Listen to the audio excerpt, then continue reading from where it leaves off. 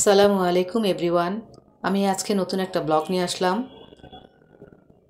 যেখান থেকে কেউ ইউটিউব থেকে কেউ ফেসবুক থেকে দেখছেন, সবার কাছে অনুরোধ থাকবে প্লিজ একটা লাইক দিয়ে শুরু করবেন। আজকে আমি ঘুম থেকে উঠেই আমার মুরগির খাঁচা পরিষ্কার করতে বারান্দা চলে আসলাম। মুরগিগুলোর এত নোংরা করে রাখে বারান্দাটা, আবার একদম রাস্তার সঙ্গেই আমার বারান্দা প্রচুর ময়লা হয়ে থাকে।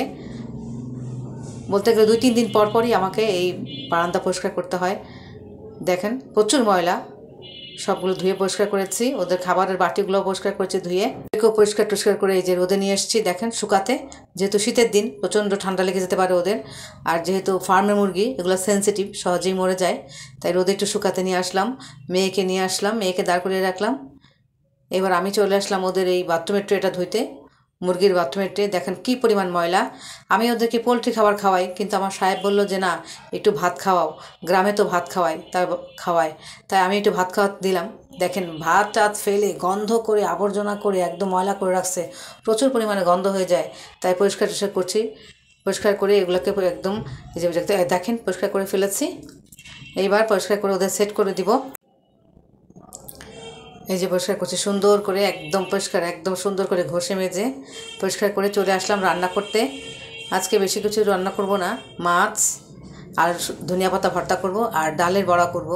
যেহেতু আমার বাচ্চারা ডাল ধনিয়া পাতা ভর্তা খায় না, তাই ওদের জন্য ডালের বড়া করব। আমি একটু পেঁয়াজ আর রসুন আগেই বেটে নিয়েছি জিরা সহকারে, তো একটু তাও কেটে দিলাম। এই যে দেখেন কচুর গাঁঠি দিয়ে, কচুর মুখি আর হচ্ছে আপনার কিছু মূলার কচি কচি মূলা ছিল, ডাঁটা ছিল, ভাবলাম সেগুলো ফেলে দিব। একটুখানি ফুলকপি ছিল, সেটাও দিয়ে দিলাম। সব মিলিয়ে রান্না করব। এবার ভাজা মাছটা দিয়ে দিব। দেখুন আমি আবার মাছ ভেজে খাই না, কষিয়ে খাই, কিন্তু যেহেতু ফ্রিজে রাখছিলাম কয়েকদিন, তাই একটু ভেজে নিলাম, ভেজে আজকে রান্না করছি। দেখুন রান্না করব, রান্না টান্না শেষ করে দেখুন আমার রান্না শেষ। এবার আমি যাব একটু ধনিয়া পাতা ভর্তা করতে। দেখুন রসুন পেঁয়াজ কেটে নিয়েছি, কাঁচামরিচ কেটে নিয়েছি, 3টা কাঁচামরিচ নিয়েছি। এই যে ভেজে নিব সুন্দর করে তেলের মধ্যে, ভেজে একটু লাল লাল করে নিব যাতে ভর্তাটা খেতে খুব টেস্ট হয়। তবে আজকে একটু অন্যরকমভাবে ভর্তা করব, ধনিয়া পাতার সাথে কয়েকটা আবার আপনার মেথি দিব। আমি কোনোদিন ভর্তাটা খাইনি। এই যে 3টা কাঁচামরিচের সঙ্গে 3টা শুকনো মরিচও দিয়ে দিলাম, যাতে ভর্তাটা খুব টেস্ট হয়। এই যে দেখেন খুব সুন্দর করে লাল লাল করে ভেজে নিব। তো যা বলছিলাম, ধনিয়া পাতা ভাজবো, তার সাথে কয়েকটা মেথিও ভাজবো।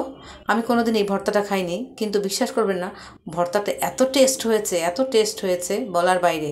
মনে হচ্ছিল যে গরুর গোস্তও ফেল। এই যে কয়েকটা মেথি দিয়ে দিব, মেথিটা সুন্দর করে যখন ফুটবে টুস করে, তখন এটাকে নামিয়ে নিব।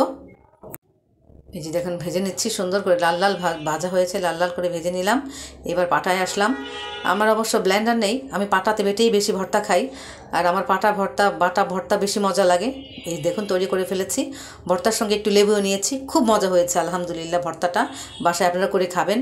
এই যে এবার ডাল বাটতে চলে আসছি, ডাল বাটা শেষ। এবার বাচ্চাদের জন্য বড়া তৈরি করব। আমার বাচ্চা আর আমার সাহেব খুব বড়া খেতে পছন্দ করেন, ডালের বড়া। এই যে দেখেন ভেজে নেব ডালের বড়াগুলো মুচমুচে করে। তো আমার বাচ্চাদেরকে আপনি মাছ তার গোশ নাই দেন, 2টা ডালের বড়া দিলেও তারা মাশাআল্লাহ 1 প্লেট ভাত খেয়ে নিতে পারবে। আমার সাহেবও তাই, খুব ডালের বড়া পছন্দ করেন।